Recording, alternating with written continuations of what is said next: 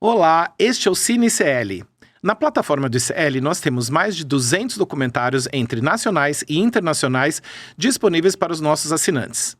O filme de hoje é O Homem que Sabia Demais, do diretor britânico Michael Oswald, sobre o agente secreto Colin Wallace. O filme é a história de um servidor público da inteligência britânica que entra em conflito com seus superiores e é condenado por um crime que não cometeu. Uma história que envolve os conflitos políticos na Irlanda do Norte, fake news e técnicas de controle psicológico, dirigido por Michael Oswald, que é o mesmo de A Portas Fechadas, que também está disponível pela plataforma do ICL. Minha convidada de hoje é a jornalista Isabela Boscov, que é uma referência na crítica cinematográfica e que bomba muito no canal dela no YouTube. Oi, Isabela, tudo bem? Como vai, Duda? Tudo bem? Tudo jóia. Então, nós nos conhecemos há tanto tempo, mas nunca havíamos gravado juntos, né? Como é possível isso? É verdade. Agora, ainda bem que você remediou isso com esse convite, pelo qual eu agradeço muito, Duda. Tá jóia, que bom. É um prazer recebê-la aqui. Isabela, eu queria começar conversando justamente sobre o título do filme, né? O Homem que Sabia Demais, que é o mesmo título do filme do Alfred Hitchcock, que na verdade são dois filmes, duas versões, né? Que ele filmou. Enfim, quais paralelos você acha possível traçar entre o filme do Hitchcock e o documentário que a gente acabou de assistir? Acho que qualquer pessoa que saiba de coisas que os outros não querem que sejam divulgadas é uma pessoa que é um alvo potencial, que é o caso do personagem em torno do qual gira esse documentário, né? O Colin Wallace, que trabalhou na parte de operações psicológicas, na verdade um departamento de desinformação do exército britânico na Irlanda do Norte no começo dos anos 70. Perfeito. E, ao contrário do filme do Hitchcock, o documentário trata sobre uma história bastante real, claro, né? Que envolve fake news, difamação, bastidores da política externa britânica e, principalmente, em relação à Irlanda do Norte. Quais aspectos dessa história mais te chamou a atenção? Primeira coisa que me chama a atenção é que essa é uma atividade, a desinformação, a qual a humanidade se dedica desde que ela é humanidade, desde que alguém se organizou em grupos sociais, certamente isso está acontecendo, né? É uma maneira de você criar narrativas que favoreçam você, prejudiquem outro e, assim, avançar interesses. A segunda coisa é o trabalho que dava fazer isso nos anos 70 e como é mais fácil fazer isso hoje, né? Como as ferramentas multiplicam não só o efeito, mas as possibilidades de criar essas narrativas conspiratórias falsas no mundo de hoje. Existem vários filmes que tratam tanto sobre a questão da Irlanda do Norte, como, por exemplo, eu pensei O Ventos da Liberdade, do Ken Loach, e, por outro lado, outros filmes que tratam dos bastidores do MI5, como, por exemplo, o recente Código Preto, do Steven Soderbergh, que a gente, se não me engano, assistiu juntos na mesma cabine. Eu queria saber o que o documentário te trouxe de informações sobre esses temas que você não fazia ideia. O que eu não fazia ideia, na verdade, uma coisa que é muito importante dentro do documentário é o seguinte: o Colin Wallace, esse personagem, foi muito importante na produção de notícias ou de rumores, boatos, que de alguma maneira consolidassem a posição da ocupação britânica na Irlanda do Norte no início dos anos 70, que foi um período super conturbado da ocupação britânica, um período de muita reação do IRA, né, o Exército Republicano Irlandês, e o que eu não imaginava é o quanto esse tipo de operação alcançava também políticos estabelecidos dentro do status quo britânico, né? O Colin Wallace, por exemplo, fala muito de campanhas feitas por esse departamento internamente contra o então primeiro-ministro. né, britânico. Isso eu não imaginava, que houvesse tanta dissidência, tantas contracorrentes dentro de um departamento que é super importante como o MI5. A gente sabe que departamentos que se dedicam à inteligência, no popular, espionagem, né, que tem muito truque sujo na manga sempre para usar. Uma referência ótima, até mais completa do que Código Preto, né, que você acabou de citar, é a série Slow Horses, com o Gary Oldman, né, que está na 5ª temporada agora. É uma série excelente e trata justamente disso. Mas, de qualquer forma, com essa clareza, para mim, nunca tinha sido apresentada essa questão. É legal você citar também essa série, mas uma coisa que me chamou muito a atenção é que nos filmes que a gente tá, enfim, nos filmes de ficção, principalmente hollywoodianos, a questão da espionagem sempre é tratada de uma forma muito glamourizada, né? Então, por exemplo, o exemplo acho que mais clássico seria a série do James Bond, né? Que é um espião completamente sedutor e tal. Por que você acha que esse mundo da espionagem permite tanto essa glamourização, sendo que na vida real, como a gente viu pela história do Colin Wallace, não tem nada a ver com isso, né? Tanto que, inclusive, ele foi preso injustamente por esse envolvimento, enfim, pelo trabalho dele, né? Tem tipos muito diferentes de operações acontecendo dentro de um departamento ligado à inteligência, né? Tanto o MI5, que é a inteligência interna britânica, quanto o MI6, que é a inteligência externa, ou CIA, ou qualquer outro departamento como esses, tem o pessoal que está ali produzindo esse tipo de informação, cuidando de informantes espalhados pelo mundo, tudo mais, e tem o pessoal que sai a campo. Esse pessoal é o que eu acho que contribui para a glamorização da espionagem. Obviamente, é uma coisa que foi sendo muito mais policiada com o passar das décadas, né? Mas que no início da Guerra Fria, por exemplo, esse tipo de agente tinha uma latitude muito maior do que teria hoje, né? Missão Impossível, a série Missão Impossível com o Tom Cruise, a gente vê isso, como as atividades desses grupos clandestinos dentro de departamentos do governo vão sendo cada vez mais contidas hoje em dia.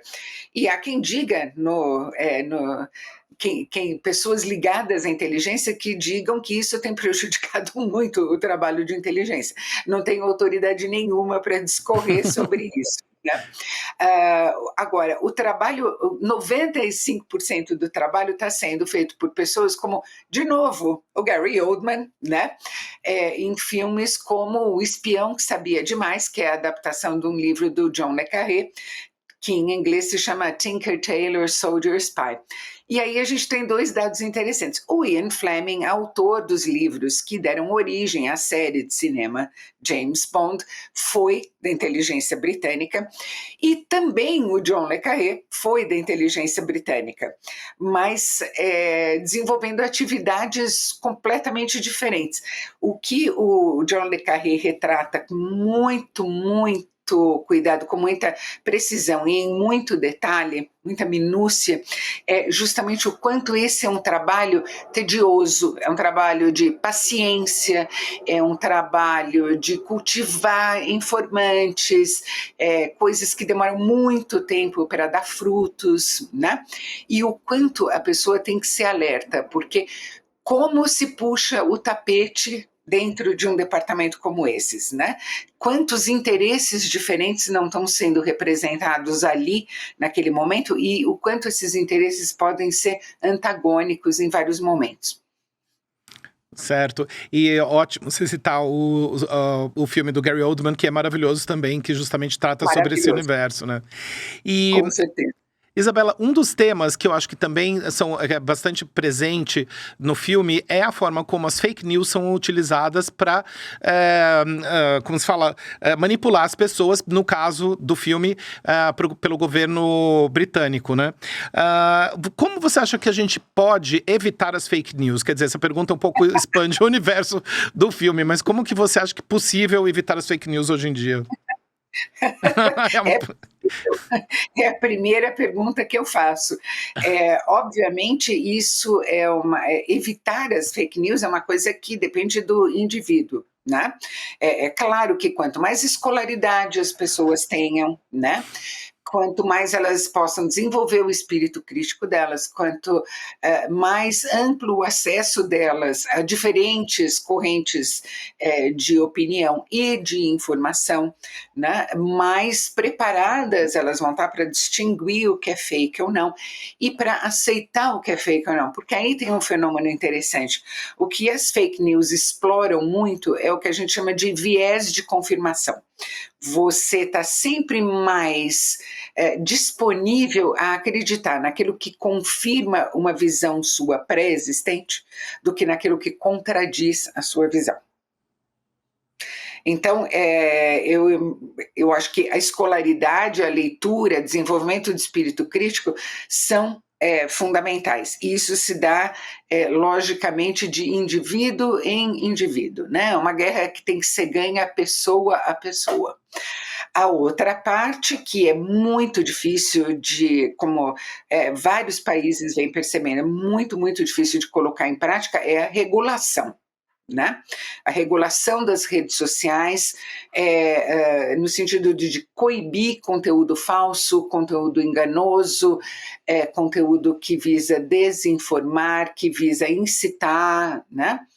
Esse é um cipoal imenso. Né? As redes sociais estão espalhadas pelo mundo, elas não têm propriamente uma sede, né?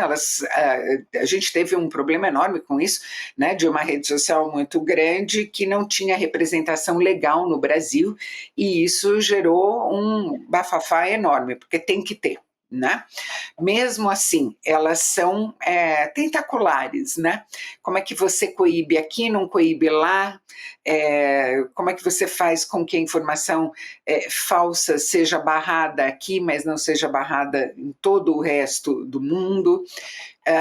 Esse é um problema com o qual a gente vai se ver ainda durante muito tempo. Talvez ele seja um problema permanente, a não ser que ele chegue a um grau que ele se torne um problema tão imenso para a humanidade que, de alguma maneira, ele imploda, entendeu? Mas vai saber. Com certeza. Difícil dizer.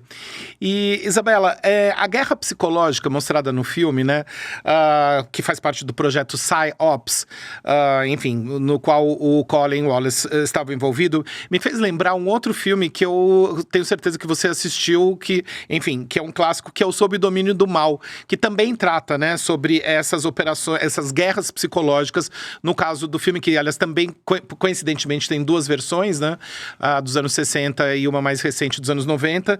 Enfim, você acha possível fazer um paralelo entre essas duas histórias, entre o que o PsyOps tratado no filme, no documentário, e o Sob o Domínio do Mal? O Sob o Domínio do Mal, eu acho que ele alegoricamente ele corresponde a uma parte do que a gente está vendo.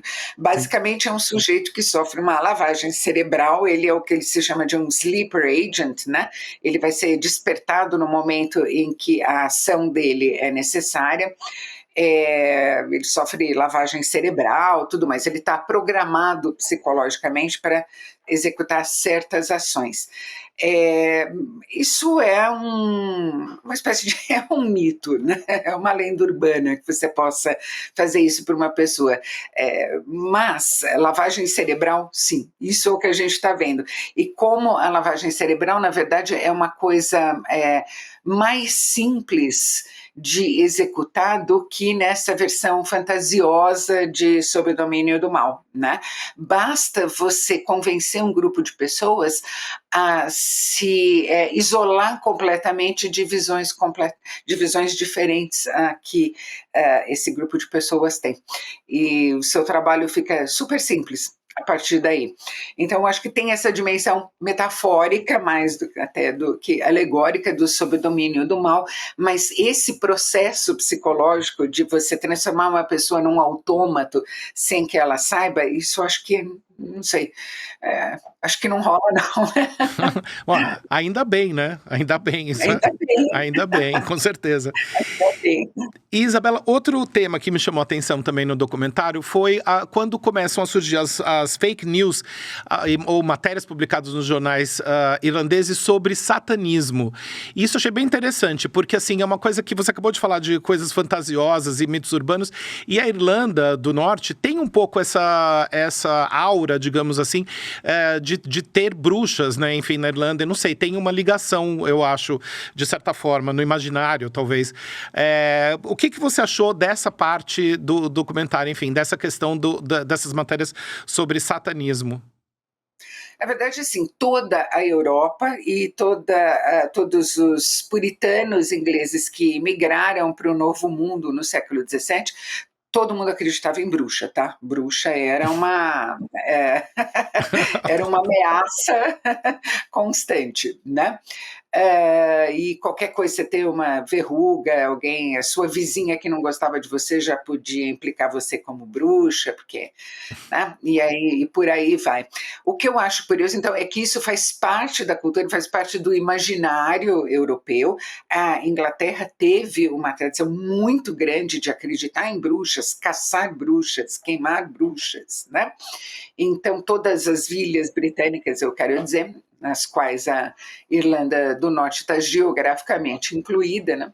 E é muito fácil de explorar aquilo que já está no seu imaginário, que faz parte do inconsciente coletivo, né? O curioso é a opção por explorar esse dado do satanismo, da magia negra, bruxaria, tudo mais. A explicação que ele dá é uma coisa assim, nunca teria me ocorrido se eu fosse uma agente de guerra psicológica e usar isso como recurso, mas o que ele fala é mostrar a degradação que está se instalando na Irlanda do Norte com toda a violência que vem ocorrendo nos últimos anos, tudo mais. A degradação moral, que é uma coisa que, em tese, pelo menos, uma sociedade não quer enfrentar. Né? Não quer que aconteça com ela. Nunca me ocorreria. Eu achei curiosíssimo, eu achei super criativo, imaginativo, extremamente danoso, né? Ele diz que eles pararam de usar isso como recurso, de espalhar esse tipo de história, quando o corpo de um menino de 10 anos foi encontrado com mutilações e queimaduras que sugeriam algum ritual desse tipo. Quando você desperta esse tipo de imaginação nas pessoas, você corre o risco de que algumas delas decidam agir de acordo com o que está sendo sugerido, né? E provavelmente não é impossível que isso tenha acontecido. Certamente o departamento de PSYOPs, que estava atuando na Irlanda do Norte, achou que era isso que tinha acontecido, ou eles não teriam interrompido essa frente de ataque com magia negra e satanismo. E falando em histórias escabrosas que estão citadas no documentário, uma que me chamou muito a atenção também foi da escola King Cora, né? O caso do abuso, enfim, teoricamente do abuso sexual do diretor dessa instituição com os garotos que faziam parte dela, né? Que eram garotos, se não me engano, de 15 a 18 anos. Enfim, e que uma... 11 a 15, 11 a 18, alguma coisa assim. Alguns eram bem jovens mesmo. Sim. Então, eu queria saber se você conhecia, se você já tinha ouvido falar sobre essa história, porque uma coisa que eu pensei, uma coisa que eu imaginei é que esse tipo de história, só essa história poderia render um filme de ficção, né? Enfim, a gente já viu inúmeros filmes sobre casos de abusos sexuais, enfim, e até em escolas, né? Não sei, eu queria saber o que você acha? Você acha que poderia render um filme, só essa parte específica poderia render um filme interessante, de ficção? Infelizmente, sim, né? Eu sinto imensamente pelos meninos que passaram por isso, experiência terrível que marca uma pessoa para a vida inteira. O próprio documentário diz que eles estão até hoje buscando justiça e nunca receberam justiça pelo que aconteceu a eles. Mas, infelizmente, sim, isso certamente poderia dar um filme. E poderia dar um filme muito interessante, como vários outros casos semelhantes renderam filmes também. Por exemplo, vale lembrar que King Cora era uma instituição ligada a protestante, né? A guerra na Irlanda do Norte sempre foi uma guerra entre protestantismo e catolicismo, né? Era uma instituição protestante, portanto, do establishment, né? Mas a gente tem filmes muito interessantes, muito dramáticos também, sobre coisas que aconteceram, por exemplo, com meninas católicas que engravidavam e eram mandadas para as instituições chamadas as Casas de Madalena, onde elas viviam em condições análogas a trabalho escravo, né? Sim, agora você falando isso, me veio à cabeça, não sei, o filme Agnes de Deus, que por coincidência eu assisti recentemente, que eu acho que tem um pouco a ver, né, sobre isso que você está falando, enfim, sobre no caso de meninas, né? Enfim. Sim. Todo mundo que vem aqui no programa, eu sempre pergunto a mesma pergunta, que é o seguinte: o cineasta chileno Patrício Guzmán, ele declarou no seu livro Filmar o que não se vê, que é impossível fazer um documentário isento. A gente está falando de um documentário que a gente acabou de assistir, O Homem que Sabia Demais. Queria saber, você concorda com essa afirmação do Guzmán? Você acha que o documentário pode ser isento ou nunca pode ser isento? Não. Não existe ponto de vista isento. Primeiro, se você escolhe um assunto, tá? A sua escolha já é